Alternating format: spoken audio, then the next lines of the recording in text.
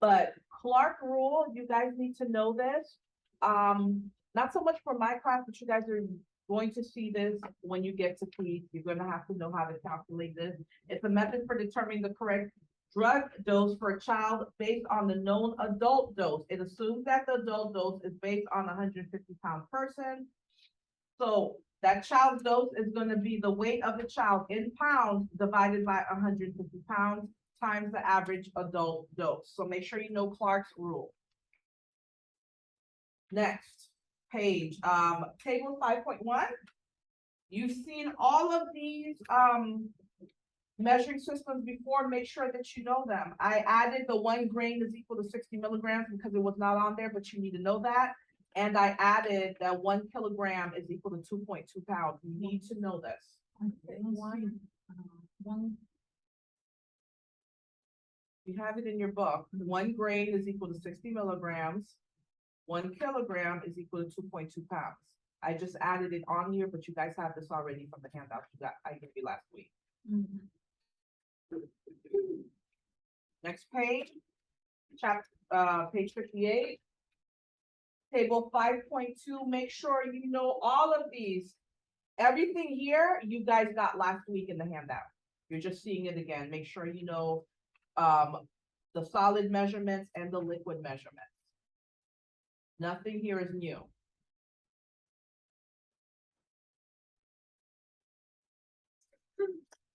These we're going to cover after lunch. Okay, chapter 5. Who has the outline out? I think it's 5, 7, and 9 we're doing today, or 5, 8, 9. Anti-infectives. Chapter 8, anti-infectives. That one is 5, 8, 9. That was chapter 5. We're jumping to chapter 8 now.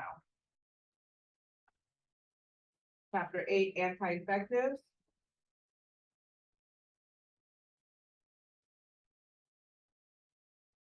The first term you guys need to know is bactericidal. It ends in cidal, like homicidal, so it kills, right? Bactericidal agents kill bacteria. A culture. A culture is a sample that you take, you grow it in the lab to see what is actually growing, what type of bacteria is growing. Okay, that's a culture. It's grown in the lab. So when we take a culture, we may take a sputum culture, we may take a blood culture, but when we take a culture, cultures take time.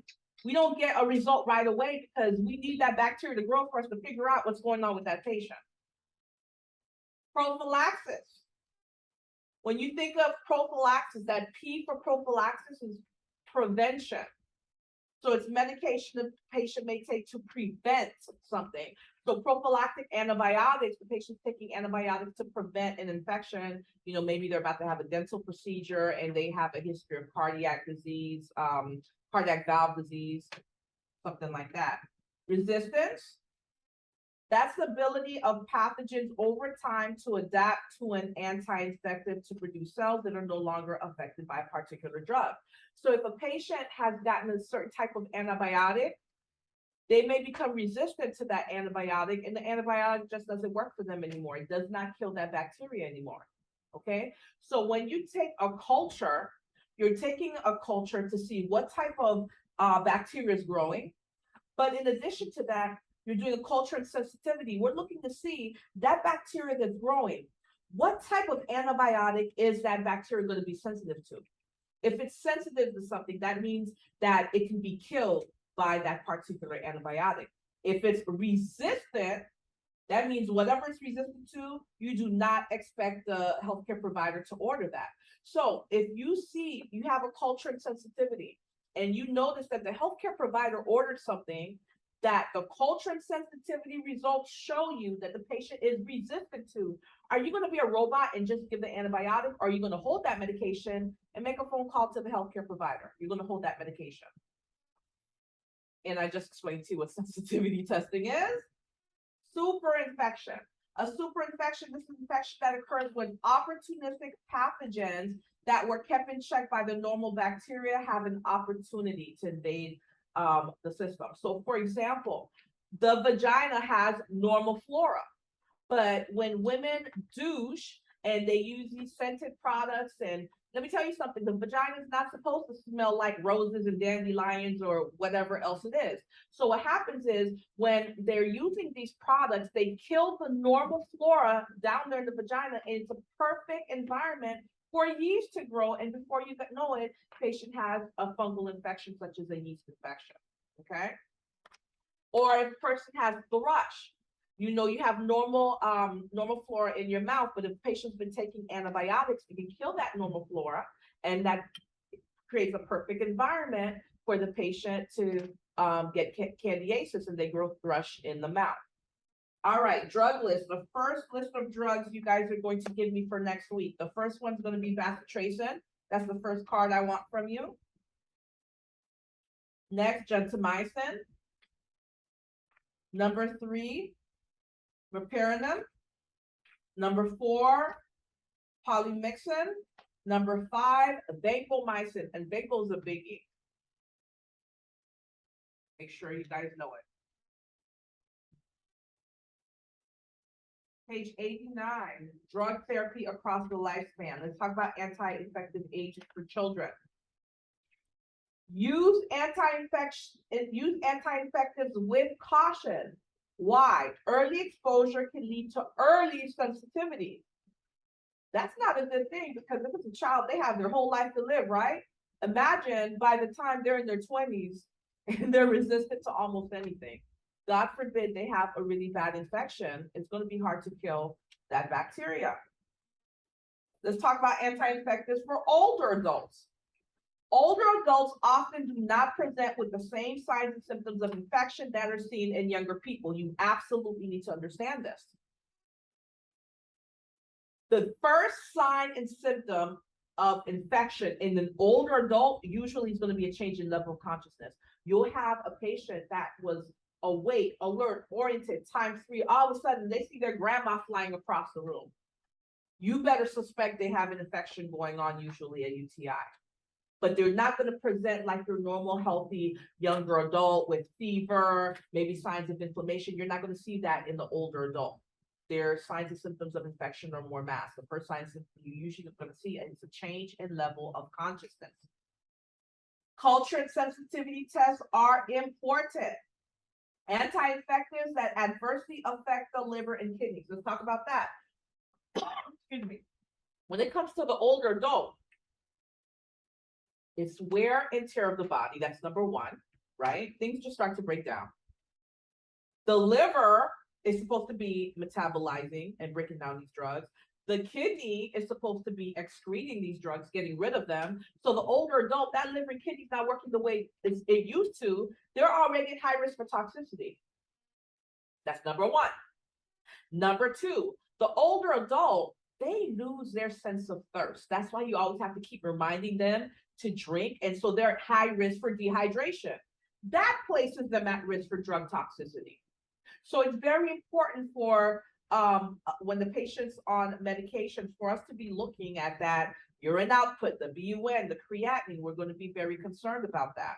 And that's why when it comes to the older adult, they usually aren't going to get the same amount of medication that a younger, healthier adult will get, because the medication stays in their system for longer.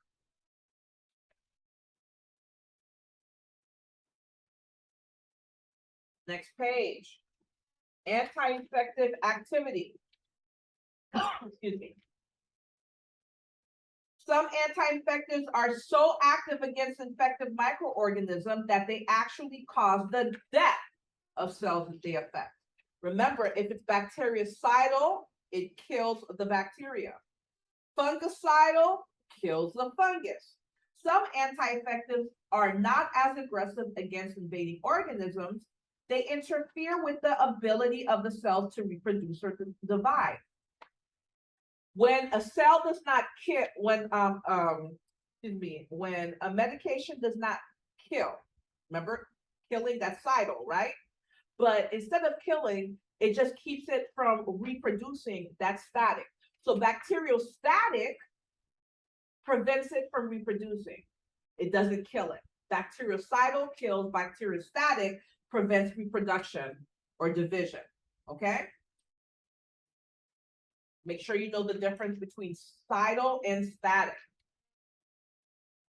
Page 91, resistance.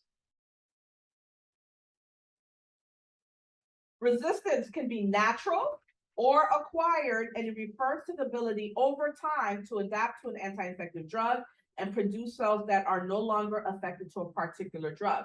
The more that a patient takes an antibiotic, the higher their risk of becoming resistant to that antibiotic, no longer susceptible. Look at box 8.3. Vancomycin is an antibiotic that interferes with cell wall synthesis in susceptible bacteria. This anti-infective drug can be used intravenously to treat, look at this, life-threatening infections. Let me tell you something. The Vanco, those are big guns, right? Patient sick, they got an upper respiratory infection, you know, they got strep throat. We'll give them some amoxicillin, we'll give them some penicillin. But you see vancomycin, vancomycin is so strong and so harsh, we save it for when nothing else is working, okay? We give vanco for life-threatening infections, when less toxic drugs cannot be used, because there's so many adverse effects with vancomycin. We're gonna go over that in a little bit. But I want you to think of, you know, penicillin or cephalosporin or amoxicillin, you know, those are pistols, and vancomycin, that's a huge cannon. We give this when nothing else has worked, and we're trying to save the patient.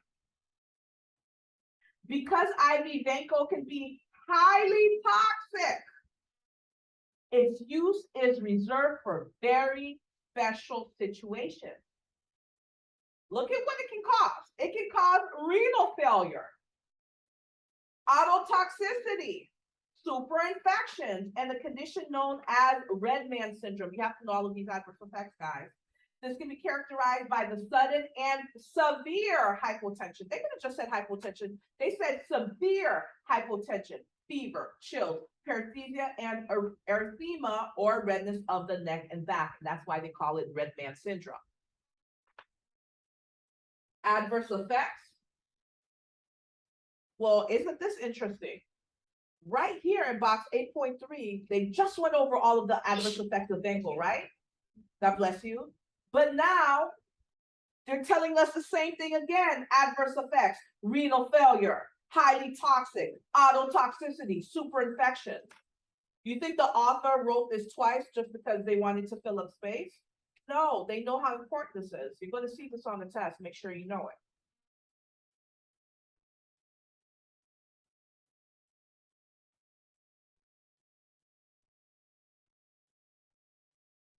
Preventing resistance. Next page. It's important to limit the use of antimicrobial agents to the treatment of specific pathogens known to be sensitive to the drug being used. If a patient's sick and the healthcare provider just prescribes antibiotics indiscriminately, has no idea what type of bacterial infection this patient has, what that healthcare provider can do is cause resistance because they really don't know what that patient's sensitive to. That's number one. Number two, this is very important. Please know this. We never, ever, ever, ever, ever give antibiotics for a viral infection. If the patient has a viral infection, such as a common cold, antibiotics will do absolutely nothing for that patient except have them be resistant, increase the risk of resistance, okay? Drug dosing is important in preventing the development of resistance. Doses should be high enough and the duration of the drug should be long enough to get rid of the infection, even slightly resistant microorganisms. Because here's what happens. If that drug is not strong enough or it hasn't been given for long enough, these bacteria are very smart. So you let just a little bit live, they're going to reproduce. And not only are they going to reproduce, they're going to come back stronger than ever. That's why it's so important to teach the patient, I don't care if you're feeling better. Even if you're feeling better, take the entire amount prescribed exactly as prescribed, or you're going to get sick again and it's going to be worse. You have to teach that to the patient. Otherwise, what are they going to do? What we all do. Oh, let me save this for next time. Let me put it in the cabinet or the drawer, give it to a friend just in case they get sick. No, you teach them not to do that. That increases the risk of resistance. The duration of drug use is critical to ensure that the microbes are completely, not partially, completely eliminated and are not given a chance to grow and develop resistant strains. So it's very important that the dosage is strong enough and the duration is long enough. And it's a balancing act. At least it's not a balancing act for you. It's a balancing act for the prescriber, though, because we don't want it to be too strong or the duration too long, because we might cause superinfection.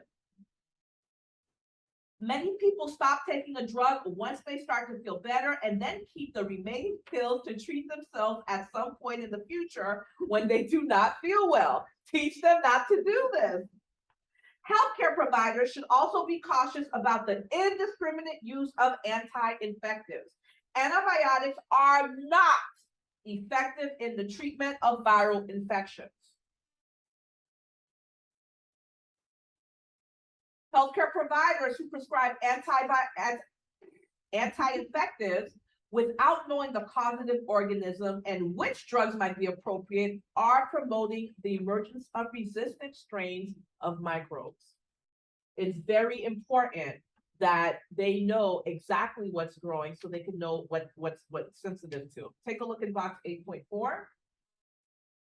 When teaching patients who are prescribed an anti-infective agent, it is important to always include some general points. What are those general points? Teach them that this drug is prescribed for treating this particular infection that you have right now. Do not use this particular drug for any other infection. The drug needs to be taken as prescribed for the prescribed amount of days. Next page. Identification of the pathogen. Identification of the infecting pathogen is done by culturing a tissue sample from the infected area.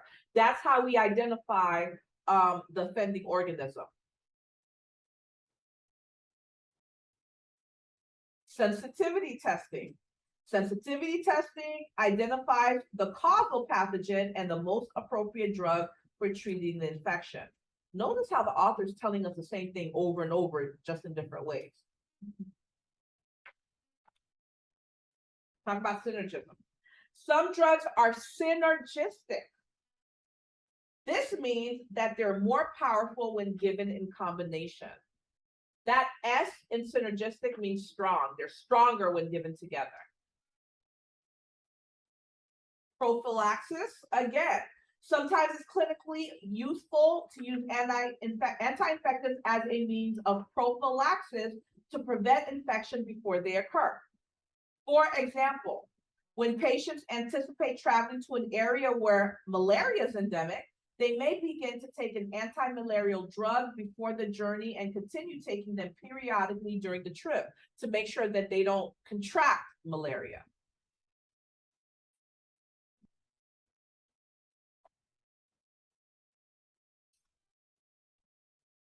Prophylactic antibiotic therapy as a precaution when undergoing certain invasive procedures, including dental work. I gave you that example before.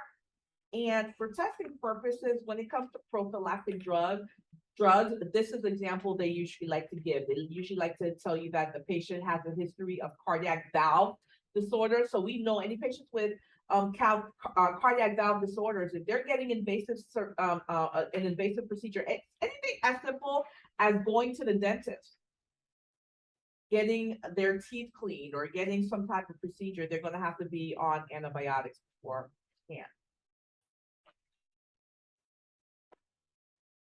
Next page. Adverse reactions to anti-infective therapy.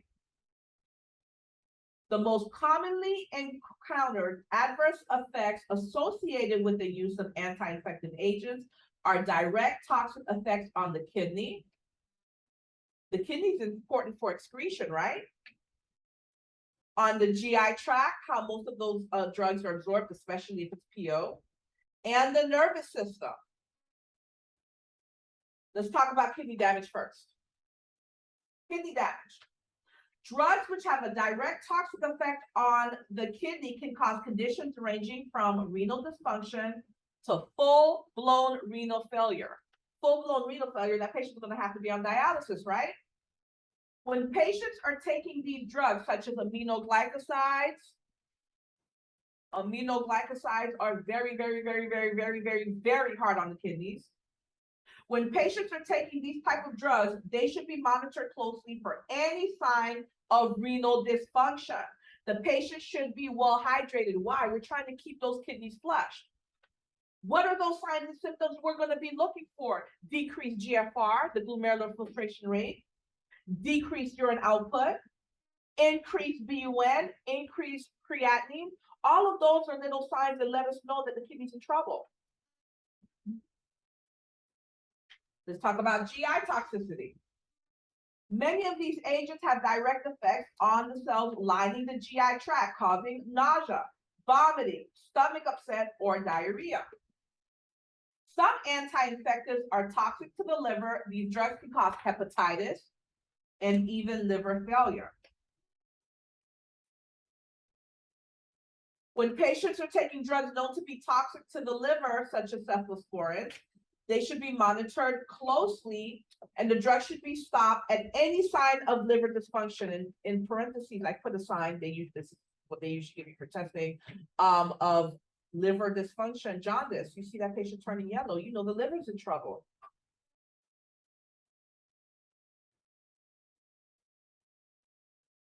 Neurotoxicity.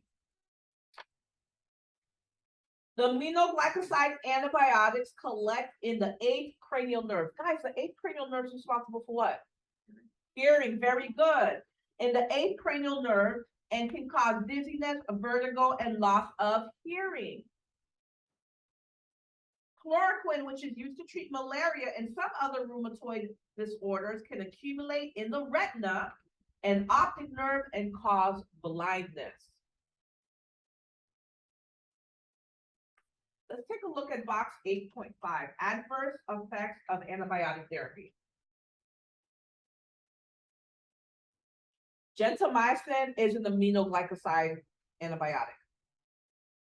Because of the potential toxic effects of gentamicin, its use is limited to serious infection, again, for which no other antibiotic is effective. Those adverse effects are so horrible. We don't give this drug unless nothing else works, and we're trying to save the patient. Gentamicin can cause severe renal damage and ototoxicity. In addition, it can cause bone marrow depression and respiratory depression. And you know we don't care about anything else if our patient's not breathing, right? So that respiratory depression and bone marrow depression, like I said to you guys last week, whenever you see bone marrow depression, just think about what the bone marrow is responsible for making. So you know that patient's going to be at risk for anemia. They're going to be at risk for bleeding. They're going to be at risk for infection, right? It is used to treat serious infections caused by bacteria that are not sensitive to any other type of antibiotic. So they're saying this to let us know we're going to try everything else first. Anything else that the patient's sensitive to, we're going to try that first. And the aminoglycoside is going to be last on the list. Look at box 8.6. Meropenem, an IV antibiotic, is used to treat intra-abdominal infections and some cases of meningitis caused by susceptible bacteria. It almost always causes a very uncomfortable GI effect. It's been associated with potentially fatal, as in deadly, pseudomembranous colitis. So that pseudomembranous colitis, those signs and symptoms of colitis, the patient will experience it, but it's not true colitis. But it's still deadly. It can kill them.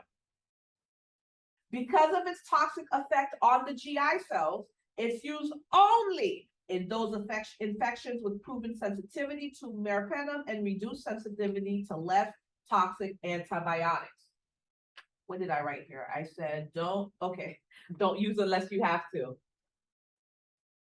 We're going to exhaust all of our other options first. Let's talk about hypersensitivity reactions.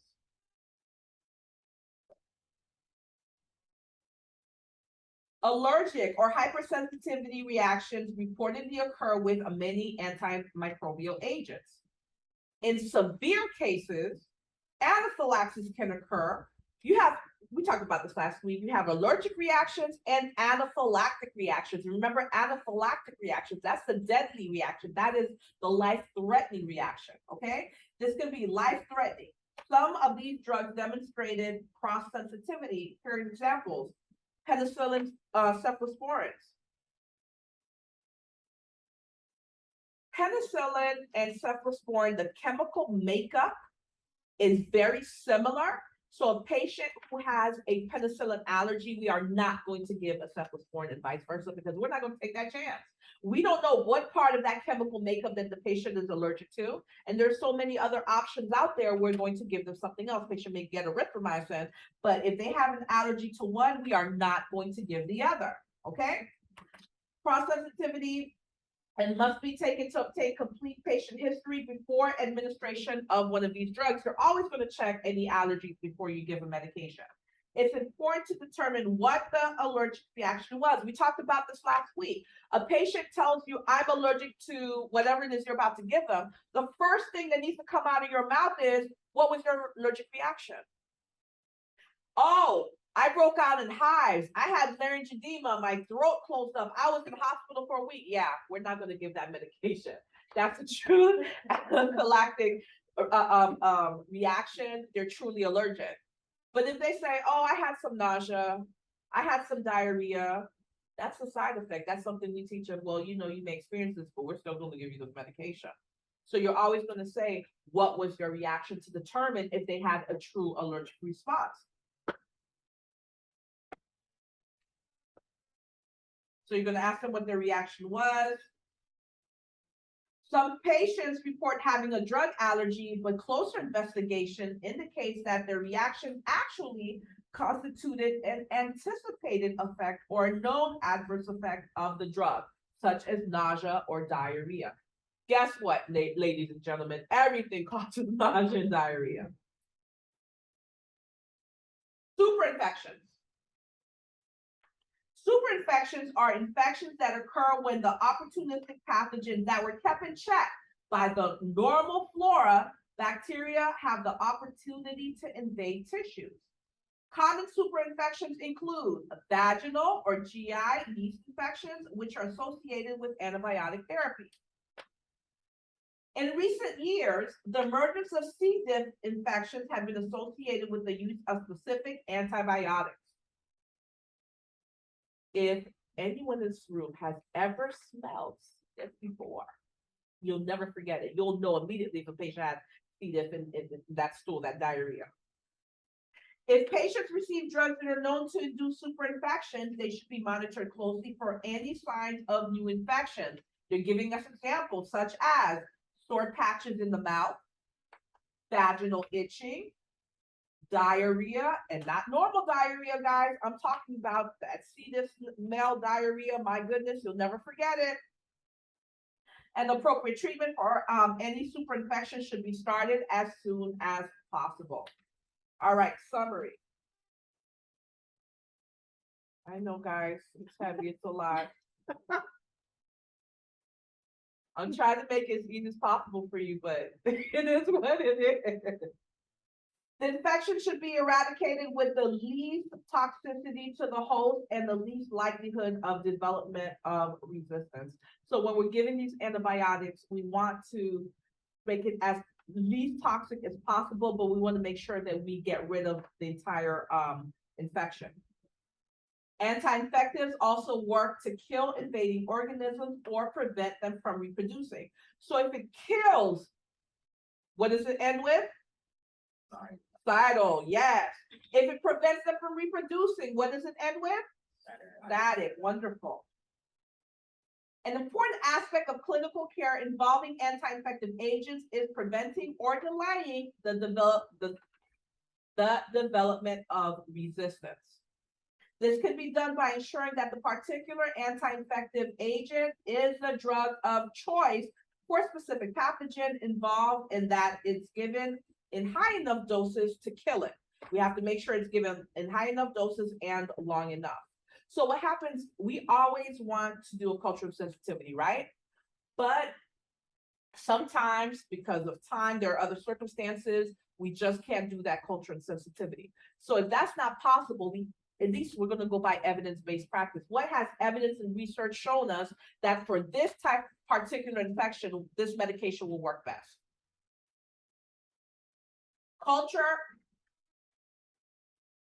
and sensitivity testing should be performed before anti-infective agent is prescribed. If you give that anti-infective agent first and then you get through the culture and sensitivity, that medication that you already gave the patient is going to alter the results. So you always want to do it before, okay?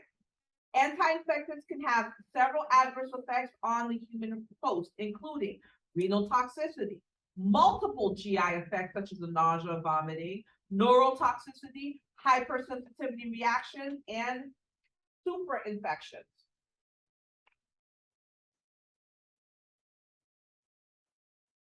Some anti-infectives are used as a means of prophylaxis when the patient expects to be in situations that will expose them to a particular pathogen, such as a patient taking anti-malaria medication when they're traveling to a country where, malaria is endemic, or oral or invasive GI surgery in a high-risk patient who's susceptible to subacute bacterial endocarditis. Make sure you know these examples.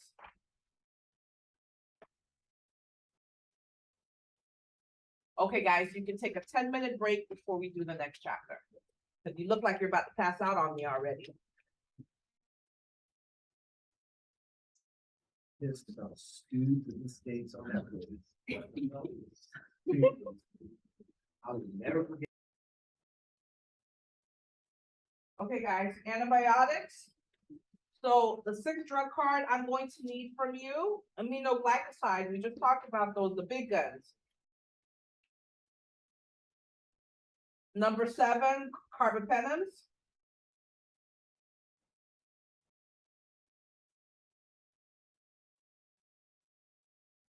Number 8, the fluoroquinolones. Number 9, amoxicillin.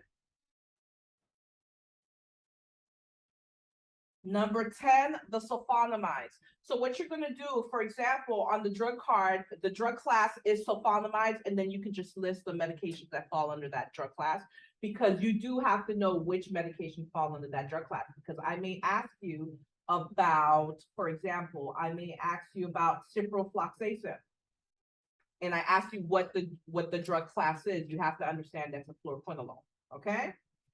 So you have your 10. Now, number 11 and 12, you don't have to give me a drug card for, but you need to know it for testing purposes. Number 11 are the macrolides. You need to know which drugs fall under the macrolides. And number 12 are the 1st generation cephalosporins. You need to know which drugs fall under the 1st generation. So 11 and 12, again, you don't have to do drug cards for them, but you just need to know them for testing purposes.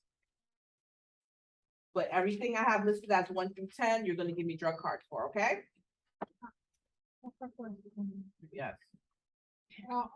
In the list of the drugs, you pick one of each list of this? For the drug card? Uh-huh. No, you're going to write all of those drugs on the drug card. So you're going to have, for example, for aminoglycoside, In general, you're going to have aminoglycoside, and then you're going to list all of the drugs that fall under aminoglycoside. Then you can give me my adverse reactions, my nursing interventions, all that good stuff. Okay. All right. Page 99. Antibiotics may either be bacteriostatic, again, preventing growth of bacteria, or bactericidal, killing bacteria directly. We've seen this so many times, you know this is going to be a tough question. Although several antibiotics are both bactericidal and bacteriostatic, depending on the concentration of that particular drug. Bacteria and antibiotics. Once the bacteria invades the body, The human inflammatory response is activated, and signs and symptoms of an infection occurs as the body tries to get rid of that foreign cell. What are those signs and symptoms? Fever, lethargy, slow wave sleep induction, and the classic signs of inflammation, redness, swelling, heat, pain, all indicate that the body is responding to an invader, something that should not be there. To determine which antibiotic will effectively interfere with the specific proteins or enzyme systems for treatment of a specific infection, the causative organism must be identified through a what? Culture. Now, do we take a culture before or after we give an antibiotic? Very good. Sensitivity testing is also done to determine the antibiotic to which that particular organism is most sensitive. Which antibiotic best kills or controls that bacteria? Let's talk about gram-positive and gram-negative. Before I even get into this, guys, gram-positive bacteria tend to be above the belt. They tend to be your upper respiratory infections, your throat infection, your strep throat, your ear infections. The gram-positive bacteria tends to be above the belt line. Gram-negative bacteria tends to grow below the belt. Those are your UTIs and your GI infections. Now, there's always exceptions to the rule, but what I'm saying to you is if you have no idea, you have no clue if something's gram-positive or gram-negative, a good guess is, depending on what part of the body is infected, you can kind of guess to see if it's gram-positive or gram-negative. Gram-positive bacteria are commonly associated with infections of the respiratory tract and soft tissues. An example of gram-positive bacteria is Streptococcus pneumonia, a common cause of pneumonia. In contrast, gram-negative bacteria are those whose cell walls lose a stain and are decolorized by alcohol. Remember, you guys learned all about this in microbiology? These bacteria are frequently associated with infections of the genitourinary tract or the GI tract. An example of gram-negative bacterium is E. coli, a common cause of cystitis. Look at box 9.1. Safe medication administration. It is very important to make sure that the parent understands that a teaspoon in the prescription refers to measuring teaspoon of 5 ml. Because the teaspoon I have in my house may be different than the teaspoon you have in your house and in your house. So you're going to teach the parents to always use the measuring spoon that is given with the medication. 1 teaspoon is how many ml? 5. You guys learned that last week. If a parent calls to report that the medicine is all gone on day 4 and it was supposed to last 5 days or even 10 days, right? Or 7 days, check to see how the medicine is being measured. That means the parent's giving too much of the medication because it shouldn't have ran out so soon. Teaching the parent when the dose is first ordered can prevent problems during the course of treatment.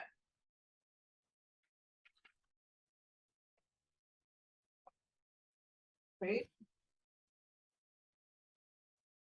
If culture sensitivity is not possible, clinically attempt to administer a drug with broad spectrum of activity against gram-positive and gram-negative bacteria or against anaerobic bacteria. And that's why it's called broad spectrum. It's broad. It kills both the positive and negative. We don't know what it is, and we can't do a culture and sensitivity. Let's just give them something that kills everything. These drugs are often given at the beginning of treatment. Look at this, until the exact organism and sensitivity can be established. Let's talk about this. Remember, the culture and sensitivity takes a couple days. It takes days for that bacteria to grow, for us to figure out what's growing and what it's going to be sensitive to. But if that patient is severely ill, you think we can wait to get those results before we treat the patient? No. So the patient's going to get a broad spectrum antibiotic. Remember, we're already going to collect the sample for the culture and sensitivity thing. We're going to collect it already, but we cannot wait for the results. So we're going to collect it, and while we're waiting for those results, the patient's going to get broad spectrum antibiotics. And once the culture sensitivity results come in, that the broad spectrum antibiotics are stopped, and then the patient is prescribed something specifically that is resistant to the bacteria that's growing in the patient's body. Certain antibiotics may be contraindicated in some patients because of known adverse effects. This includes those patients who are immunocompromised, who have severe GI disease, or who are debilitated. Let's look at box 9.2. Let's start with children. Children are very sensitive to the GI and CNS effects of most antibiotics. It is important to monitor the hydration and nutritional status of children who are adversely affected by drug-induced diarrhea, anorexia, nausea, and vomiting. Let's stop right there.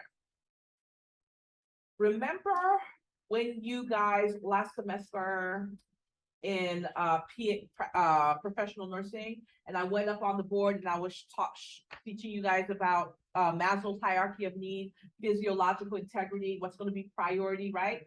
Do you remember one of the things in priority were what? Nutrition, fluid and electrolyte, because that can kill a patient, especially a child whose body is so small. So a patient that's having diarrhea, that's vomiting, that's losing fluid electrolytes, both from the up way and the down way, don't you think that needs to be replaced? Absolutely. We can't afford for them to get dehydrated. That is very important. So we got to be watching their fluid electrolytes. We got to be watching their nutritional status. Super infections can be a problem for children as well. They can get thrush. That's the oral candidiasis. Fluoroquinolones are associated with damage to developing cartilage, and they are not recommended for growing children.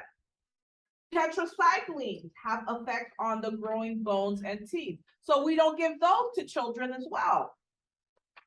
Bacterial doses of antibiotics should be double checked. Their bodies are so small, it will affect them a lot faster than it does an adult. Patient education is very important in helping cut down the unnecessary use of antibiotics in children. Excuse me, I see my pediatric patients on Fridays. And my patients' parents love me. You want to know why? Because I cut the crap. I cannot tell you how many parents, please don't be one of those parents, that because they paid the $15 or $20 or $25 copay, they don't want to be told that their child has a cold, which is a viral infection, and it's going to pass and it can only be treated symptomatically. No, they paid that copay. They want an antibiotic. They want a prescription, not with Professor D. Yeah. So those new parents, a lot of times it's just one visit and they never come back. But those parents that like to be taught and want to do the right by their kids, they love me because I'm not going to give you a prescription just to make you happy. What happens is you have a lot of providers. They don't want to lose the patient. They don't want to lose this. And so they know it's a viral infection and they will still give a prescription for antibiotic. Now imagine a child that's getting antibiotic over and over unnecessarily.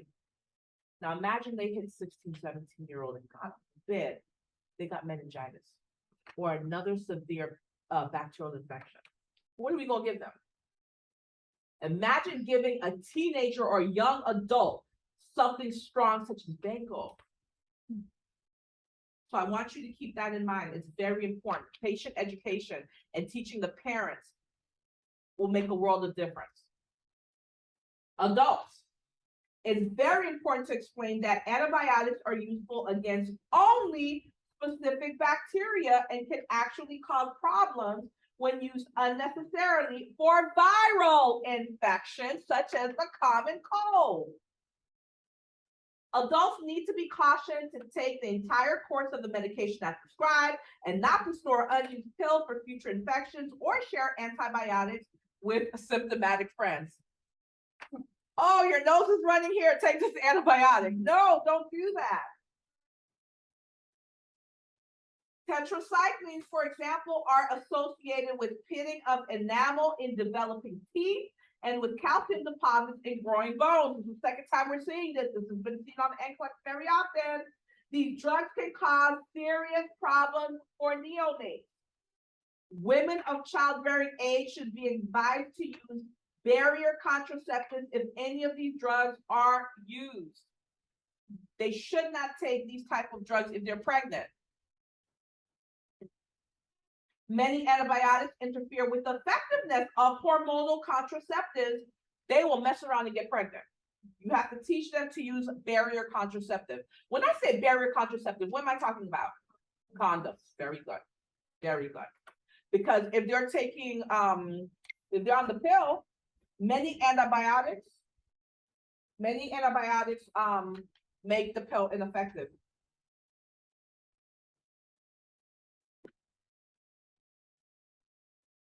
Older adults. In many instances, older adults do not present with the same signs and symptoms of infections as other patients. What is usually your first sign and symptom of infection in an older adult? Change in level of consciousness, confusion, cognition is decreased. Okay? Older adults may be more susceptible to the adverse effects with antibiotic therapy. Their hydration, remember, they lose their sense of thirst. They're at risk for dehydration. That's why you have to constantly remind them to drink water. Their hydration and nutritional status should be monitored closely. If hepatic or renal dysfunction is expected, the dose may need to be lowered and the patient monitored more frequently. Let's see what I wrote on the side. I wrote because more of the med is, okay, because more of the med is staying in their body. You guys know that.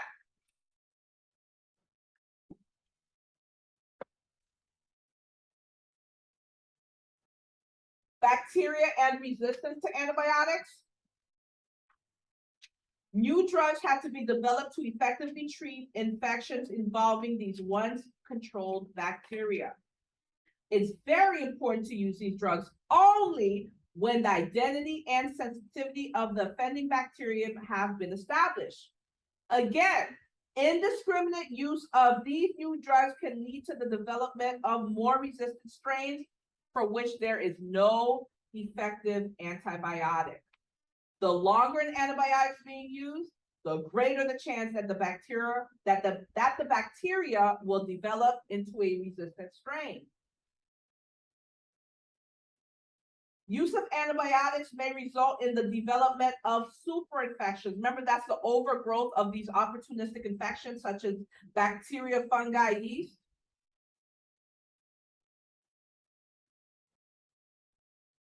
Let's take a look at box 9.4.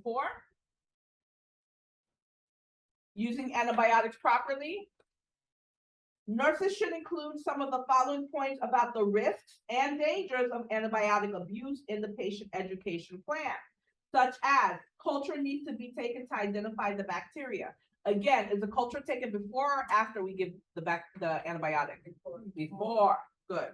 Use of antibiotics now may make them less effective in situations in which they are really necessary. So do not take antibiotics just for the heck of it.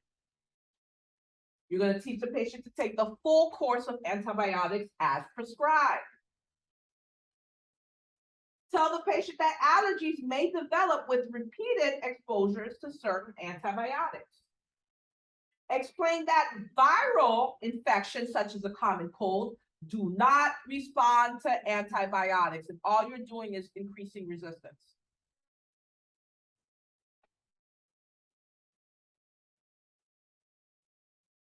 All right, vaginal yeast infection, candidiasis, diarrhea, these are super infections that can cause when the normal flora is decreased.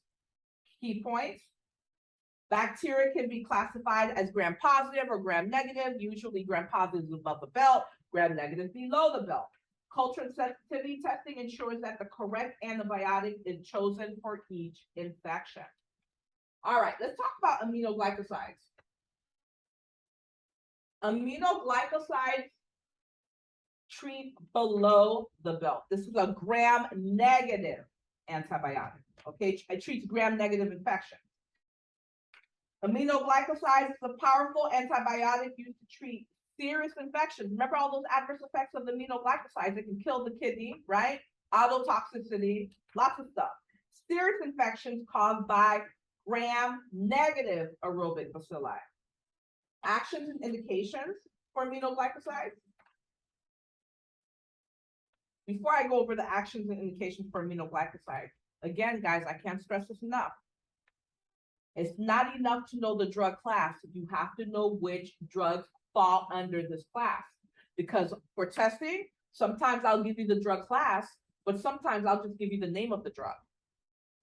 Okay? But once you're able to memorize the drugs that fall under each class, it's going to be very easy for you guys to know the classes and what they do. All right, therapeutic actions and indications for aminoglycosides. Aminoglycosides are indicated for the treatment of serious infections that are susceptible to penicillin when penicillin is contraindicated, and they can be used in severe infections before culture and sensitivity results have been obtained.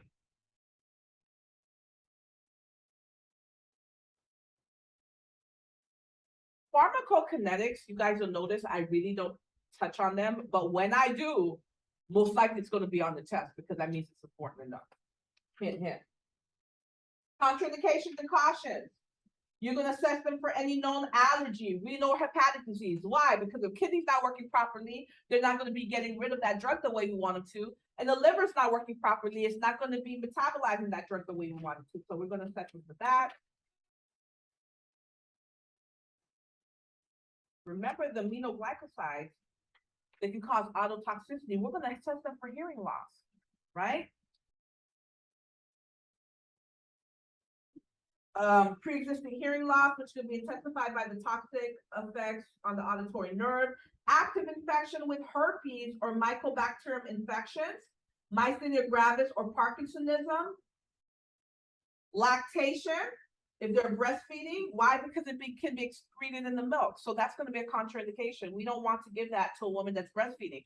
If she has to get it, guess what? That baby's going to have to go on formula. Caution is necessary when these agents are administered during pregnancy. The benefits of the drug have to outweigh the potential adverse effects. Test urine frequently. And again, we're going to assess for nephrotoxicity and autotoxicity. The kidneys, hearing. Adverse effects of aminoglycosides.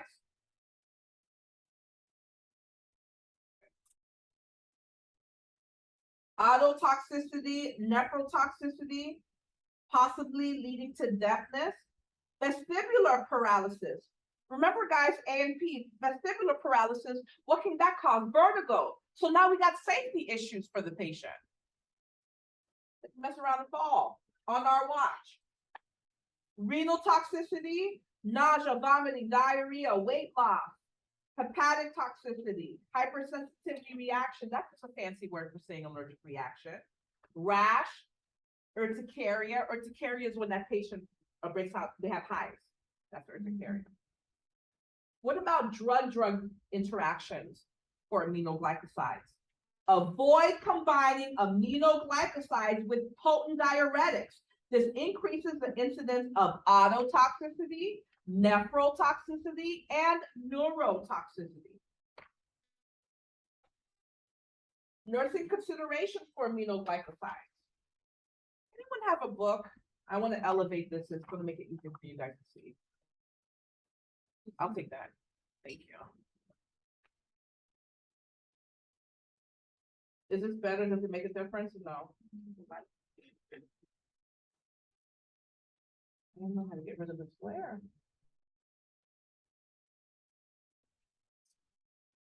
Oh, I tried, sorry. All right, so you're going to assess the patient for possible contraindications. All of those contraindications we've covered already. We're going to do a culture and sensitivity, auditory testing. We want to make sure they don't already have a pre-existing hearing dysfunction because it could cause them to go deaf. Renal hepatic function testing. So we're going to be looking again, we're going to be looking at that BUN. We're going to be looking at that creatinine. We're going to be looking at that GFR. Implementation and rationale. Check the culture and sensitivity report. Do not give a medication blindly because the doctor ordered it.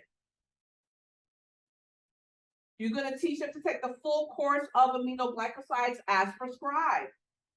Monitor the infection site and the presenting signs and symptoms. Is that redness, inflammation, swelling, pain? Is it getting better? Is it getting worse? That's going to let us know how effective this therapy is. Monitor the patient regularly for signs of nephrotoxicity. When you see nephro, you know, they talk about the kidneys. Neurotoxicity, you know, talk about the CNS, and bone marrow suppression. So you're going to be looking at the CBCs, right? Provide safety measures to protect the patient if CNS effects occur, such as confusion, disorientation, numbness, tingling, vertigo. Small frequent meals. Whenever a medication causes GI effects, which almost all of them do, you're going to give them small frequent meals, okay?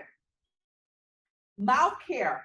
Eye chips or sugarless candy to suck on if they develop mouth sores or stomatitis. Remember, stomatitis has nothing to do with stomach. Stomatitis is inflammation of the mucous membrane in the mouth, right? And remember, the lozenges or candy has to be sugar-free, so the patient doesn't accuse you of making them diabetic. Ensure that the patient is hydrated. That hydration prevents dehydration. It helps flush out those kidneys. Because let me tell you something, something that's very harmful to the kidneys is being dehydrated, because it makes the kidneys work so much harder.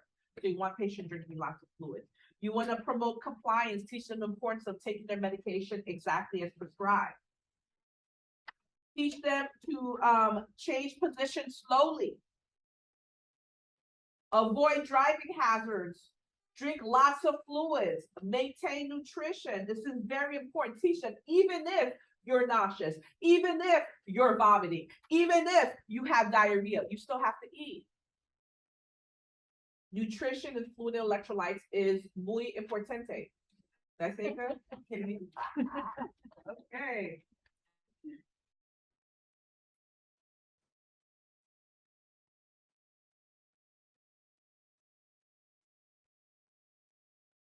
You're going to teach them to avoid crowded areas and people with known infections. You are going to report any difficulty breathing. Notice this didn't just say headache, severe headache. You're going to report severe headache, loss of hearing, ringing of the ears, or changes in the urine output. All of these are adverse reactions we're going to be watching out for, and if we see it, we're going to notify the healthcare provider. Evaluation. You're going to monitor for adverse effects, such as their orientation, affect, hearing changes, bone marrow suppression, renal toxicity, hepatic dysfunction, GI effects. Evaluate the effectiveness of the teaching plan. Monitor effectiveness of comfort measures. 1 second, guys.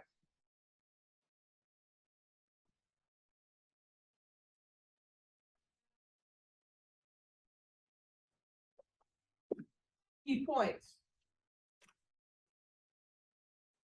These drugs are reserved, the aminoglycosides are reserved for serious infections because of the potentially serious adverse effects. How many times have we seen this? Monitor for autotoxicity, renal toxicity, GI disturbances, bone marrow depression, and super infections. All right, let's move on to the carbapenems. Those are broad spectrum antibiotics that kill the positive and the negative, okay? They have limited use because of the severe risk for potentially fatal GI toxicity. Therapeutic action and indications of the carbapenems. These drugs are used to treat serious infections caused by susceptible strains of, and you see this whole list. They're indicated for treating serious intra-abdominal, urinary tract, skin and skin structure, bone and joint, and gynecological infections. Contraindications for the carbapenems. Obviously, any known allergy. any known allergy to carbapenems or beta-lactams, any seizure disorder, meningitis, pregnancy, lactation. You want to test the urine regularly. You want to make sure the kidneys are working, because the last thing we want is a buildup of this medication in the patient system. Meropenem is associated with the development of pseudomembranous colitis, and this is deadly, guys. It can kill you. Pseudomembranous colitis, and should be used with caution in patients with inflammatory bowel disorders. Adverse effects. Toxic effects on the GI tract, pseudomembranous colitis, C. diff, diarrhea, nausea, vomiting, superinfections, headache, dizziness, altered mental state, seizures, drug-drug interactions. Consider an alternative antibiotic treatment if a patient is on valproic acid. We give valproic acid for patients who have seizures. Hence why, if the patient is an epileptic or they have seizures, it's contraindicated. Nursing considerations. Again, we're going to assess for any contraindications, any allergies to the carbapenems or beta-lactams. We're going to assess them for a history of renal disease, seizures, pregnancy, lactation, inflammatory bowel disorders, because remember, it can cause that pseudomembranous colitis. We're going to do a physical assessment on our patient. We always do a physical assessment on our patient. Culture and sensitivity. We're going to assess their CNS. We're going to do vital signs. Check the kidney function.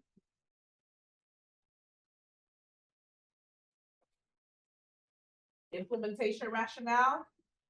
We're going to check the culture and sensitivity. We're going to teach the patient to take the full course of carbapenem as ordered. Monitor the site of infection for presenting signs and symptoms such as fever, lethargy. Arrange to continue drug therapy for at least 2 days after the signs and symptoms have gone away. So if the patient is no longer exhibiting signs and symptoms of infection, once those signs and symptoms stop, we're still going to give it to them for 2 more days after those signs and symptoms have resolved. Monitor the patient regularly for signs. How many times have we seen this? Of pseudomembranous colitis. This is deadly. It's fatal. We're going to assess them for severe diarrhea, superinfections. We're going to provide safety measures. Small, frequent meals. Make sure they stay hydrated. We're going to teach them to change position slowly. Avoid driving or operating heavy machinery. Teach them to drink lots of fluids, even if they have nausea or they're vomiting. We got to keep them hydrated. Teach them to report any difficulty breathing, any severe headache, any severe diarrhea, fever, or signs of infection. Evaluation. You're going to monitor for adverse effects. You're going to check their orientation, check them for superinfection, GI toxicity, severe diarrhea effects. Key points. Carbapenems are used to treat serious infections. And again, you're going to monitor for GI effects, serious diarrhea, dizziness, and superinfections. You guys need a 5-minute break, or we can keep going? Okay. Cephalosporins. Cephalosporins, these drugs are similar to the penicillins in structure and activity. And that is why if the patient is allergic to penicillin, we're not going to give them a cephalosporin. Okay? First generation cephalosporins are largely effective against the same gram-positive bacteria that are affected by penicillin G. First generation cephalosporins, gram-positive. Second generation cephalosporins are effective against the previously mentioned strains, but they're less effective against gram-positive bacteria. So the second generation of cephalosporins, guys, gram-positive, but weak. Weak gram-positive. The next one, third generation cephalosporins. Excuse me. These are effective against all of the previous mentioned strains.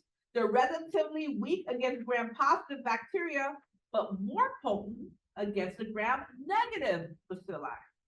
So the third generation cephalosporins, they're gram-positive weak, but gram-negative strong.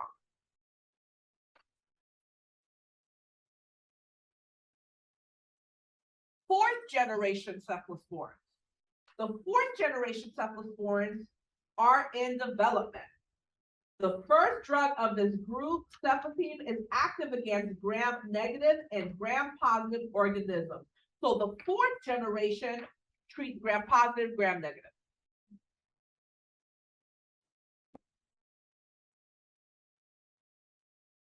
Let's jump to page 110.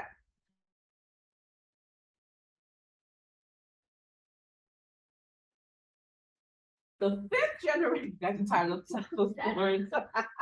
The fifth generation cephalosporins, they're effective with some methicillin resistant organisms and is indicated for community acquired pneumonia and some skin infections. Therapeutic actions and indications of the cephalosporins. Before therapy begins, we're going to do a culture and sensitivity. Contraindications. Avoid the use of cephalosporins in patients with known allergies to cephalosporins and what? Penicillin. Very important to know. You're going to assess them for hepatic renal impairment. Use with caution in anyone that's pregnant, anyone that's breastfeeding. Before therapy begins, we're going to do a culture and sensitivity. This math, we're going to do this after lunch. This is nursing math. We'll do that after lunch. Page 111. Pseudomembranous colitis. This is a potentially dangerous disorder, has also been reported with some cephalosporins. A particular drug should be discontinued immediately at any sign of violent, bloody diarrhea or abdominal pain. We're going to watch out for nephrotoxicity. We're going to monitor the patient receiving parental cephalosporins. So guys, you have enteral and parental. If something's parental, it bypasses the GI tract. So we're not giving it PO, we're giving it by injection or IV, okay? So look at what it says. We're going to monitor patients receiving parental cephalosporins for the possibility of phlebitis with IV administration or local abscess. So we're going to, wherever that patient's getting that medication, we're going to be assessing that site. Okay. Drug-drug interactions. Concurrent. When you see that word concurrent, that means at the same time, when it's given together at the same, when it's given at the same time. Concurrent administration of cephalosporins with aminoglycosides increases the risk for nephrotoxicity, and that makes sense. Aminoglycosides by themselves can cause nephrotoxicity. So it makes sense when it's given concurrently. We really need to be watching those kidney functions. You're going to evaluate the BUN and creatinine, because remember, the BUN and creatinine tells us what the kidney is doing. Patients who receive oral anticoagulants in addition to cephalosporins may experience increased bleeding. So if the patient's on Coumadin and they're taking a cephalosporin, that cephalosporin can make that Coumadin not work, not be as effective and work the way it's supposed to. So you better be looking at that patient's skin to make sure they're not bruising easily. You better be checking when they brush their teeth and they spit out that sputum is not pink tinged, right? When they have a bowel movement or they urinate, you better be looking to see if that urine is pink tinged. We want to make sure that that patient's not bleeding. We're going to monitor for blood loss, such as bleeding gums, easy bruising. This has been seen on NCLEX. Make sure you know it. Instruct the patient receiving cephalosporins to avoid alcohol for up to 72 hours after discontinuation. Because you guys know you never take alcohol with medications, right? Never. But it's not enough that the patient stop. They have to have been off of that medication for at least 72 hours to prevent disulfiram-like reaction, which results in unpleasant symptoms such as flushing, throbbing headache, nausea, vomiting, chest pain, palpitation, dyspnea, syncope, vertigo, the list goes on. this medication, disulfiram, they usually give it like at the rehab for the patients who are dependent on alcohol. It gives you the worst feeling in the world. Like the patients who have take disulfiram, they can't have any alcohol at all. They can't even use mouthwash that has, mouthwash has a little bit of alcohol. They get sick to death. They just want to throw themselves over a bridge or something. So that same reaction that those patients have, that's the type of reaction this patient will have if they take a cephalosporin and they take alcohol, or that cephalosporin is still in their system and the alcohol is still in their system and they take cephalosporin. So that's very important to know, okay? Nursing considerations for cephalosporins. Assess them for any allergy to cephalosporin or penicillin. Check them for history of renal disease, pregnancy, lactation. You're going to do a physical assessment on them. Examine their skin for any rash or lesions. Note their respiratory status. We need a baseline. Culture and sensitivity test needs to be done before the patient gets the medication. Check the renal function. You guys notice we're hearing the same thing over and over and over again, right? Okay, so what you need to do is when you're studying, if you're seeing the same thing over and over again, you're going to remember that stuff. Pay attention to what's different, what stands out than anything else. Implementation rationale. Check culture and sensitivity report before giving the drug because you're not robots. You're going to think critically. Monitor renal function tests. You're going to look at the GFR. You're going to look at the BUN. You're going to look at the creatinine. Teach the patient to take the full dose of cephalosporin as ordered. Monitor the infection site and presenting signs and symptoms such as lethargy, fever throughout the course of medication.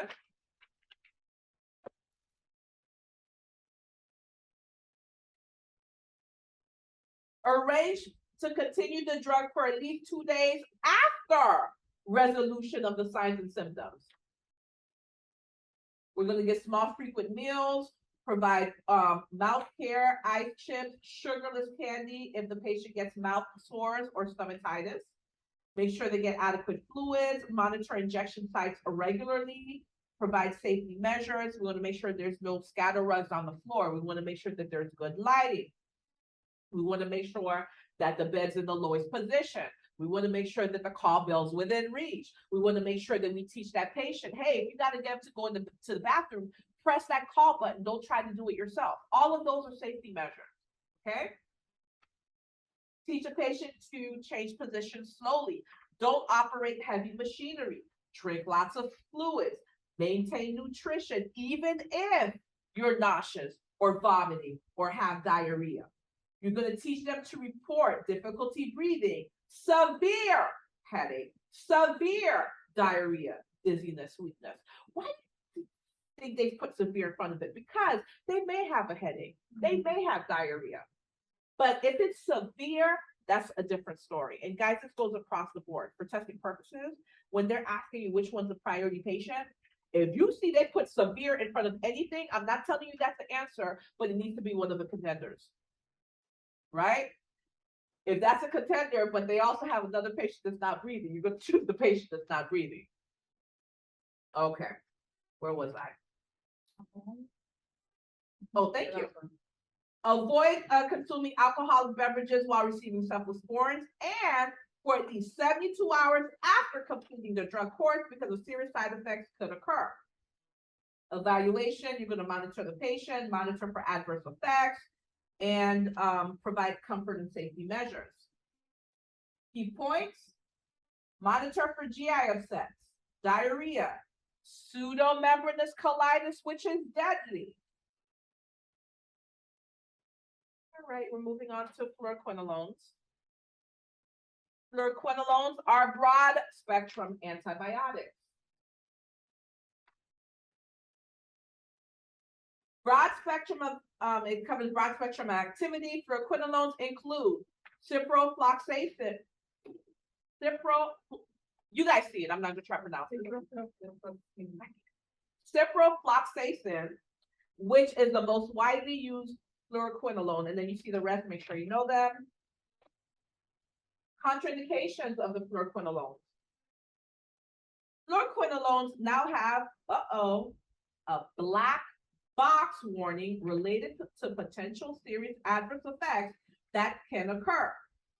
Tendinitis, tendon rupture, peripheral neuropathy, central nervous system effects, and exacerbation of muscle weakness in patients with myasthenia gravis. Because of these issues, these drugs are no longer recommended for treating uncomplicated infections, except when no other drug treatment is possible. So this is our last choice. We're going to try everything else first. They're contraindicated in patients with obviously a known allergy to fluoroquinolones. If they're pregnant, if they're lactating, we're going to use in caution with patient with renal dysfunction, because if they're not urinating, they're going to hold on to the medication and get a toxic effect. We're going to, look at this word in front of culture and sensitivity, always perform culture and sensitivity testing before we give this medication. Adverse effects of the fluoroquinolones. The most serious adverse effects of these drugs are, again, tendinitis, tendon rupture, peripheral neuropathy, CNS effects, prolonged QT interval, C. diff, diarrhea, liver toxicity. And they give you the most common adverse effects. You guys can read that on your own. Immunological effects, bone marrow suppression. Patient can develop a rash, a photosensitivity. You're going to advise patients to avoid the sun and ultraviolet light exposure and to use protective clothing and sunscreen. This has been seen on NCLEX as well. Make sure you know it. Sunglasses, large straw-brimmed hat, long sleeves, sunblock, protect yourself from the sun when you're taking this medication. Drug-drug interaction for the fluoroquinolones. Iron salt, sulfophate, mineral supplements, or antacids. What about them? Or antacids. What does it do? Hold on. When fluoroquinolones are taken concurrently with iron salts, sulfophate, mineral supplements, or an acid, okay, the therapeutic effects of the fluoroquinolone is decreased. Okay, so the fluoroquinolone, this antibiotic, doesn't work as well if they're taken at the same time with the iron salt, sulfophate, mineral supplements, or antacids. If the fluoroquinolone drug combination is necessary, look at what you have to do, guys. If it's necessary, they have to take both of these drugs. Administration of the two agents should be separated by at least how many hours? 4 hours. If fluoroquinolones are taken with drugs that increase QT interval or cause Corset de points, and they give you those medications, severe to fatal cardiac reactions are possible. These combinations should be avoided. So if that patient's taking fluoroquinolones, they should not be taking quinidine, procainamide, amiodarone, sotalol, erythromycin, tricyclics, etc. This whole list, that should be avoided in the patient that's taking fluoroquinolones. Not taking 4 hours apart. What does it say? Okay. Don't get confused. And look at me funny when you have your test. Nursing interventions for the patient taking fluoroquinolones. You're going to assess them for possible contraindications. Do a physical assessment. Examine the skin for any rash or lesion. You're going to do a culture and sensitivity. Assess for orientation. Perform renal function testing. Implementation rationale. Check the culture and sensitivity. Monitor renal function testing. Ensure that the patient receives the full course of antibiotics. Monitor the site of infection. Provide small, frequent meals as tolerated. Provide safety measures. Give the appropriate dose as ordered. Teach them to change positions slowly. Avoid hazardous tasks or operating heavy machinery. Teach them to drink lots of fluids. Maintain nutrition even if they're vomiting or have diarrhea. Teach them to avoid UV light and sun exposure. Use protective clothing and sunscreen. Teach them to report difficulty breathing, severe headache, severe diarrhea, severe skin rash, fainting spells, heart palpitations, tendon pain, or weakness. Famous question they like to give on NCLEX when it comes to fluoroquinolones. They'll give you a situation, patient's been taking fluoroquinolone, they call the office and say, you know, their left calf is hurting. You tell them to come in right away and not to take that medication because you're suspecting tendonitis, okay? Key points. Monitor the patient for headache, dizziness, GI upset, bone marrow suppression. Remember, bone marrow suppression, you're going to be concerned about infection, bleeding, and what? Anemia, RBC, WBC, platelets. You guys are killing me. Caution the patient about photosensitivity reaction. And remember, you're going to be concerned about tendonitis and tendon rupture. Okay, we're going to stop here and continue the rest next week because my voice hurts. I'm tired of talking. And so you guys lucked out because your exam is next week and I do not test you on anything I haven't taught you yet. So your test next week is going to cover everything you learned last week and right up to where we stopped, which is here. Okay? Any questions?